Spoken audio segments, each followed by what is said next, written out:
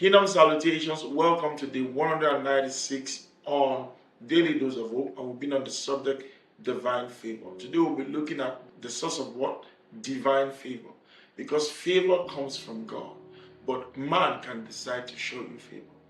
The devil can show you favor, although it has its own consequences. What he offers may be appealing and sweet, but at the end of the day, it sets your teeth on edge and leaves you with a sour taste. But the favor that comes from God, like we explained yesterday, is for a lifetime. Psalm 30, verse 5 said, his anger is for a moment, but his favor is for life. It's my prayer that through this journey, you will begin to walk into practical manifestations of God's enduring favor. Today we are looking at the source of favor. Proverbs chapter 8, verse 35 says, he who finds me finds life and begins to experience my favor. Remember, Psalm 30 also said, in his favor is life. God is the author of favor. God is the source of favor. And when you consider Exodus chapter 3, verse 21, God said something that is very interesting.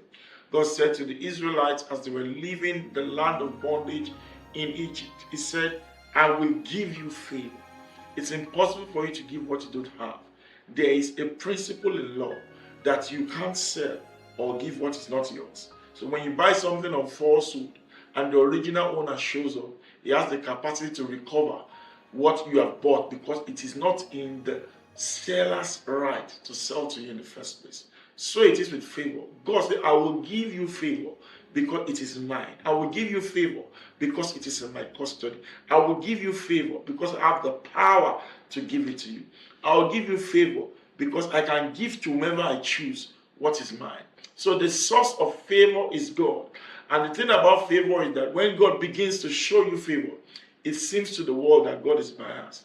Favor is that avenue that exposes the biases of divinity. When God begins to show you favor, people will get angry.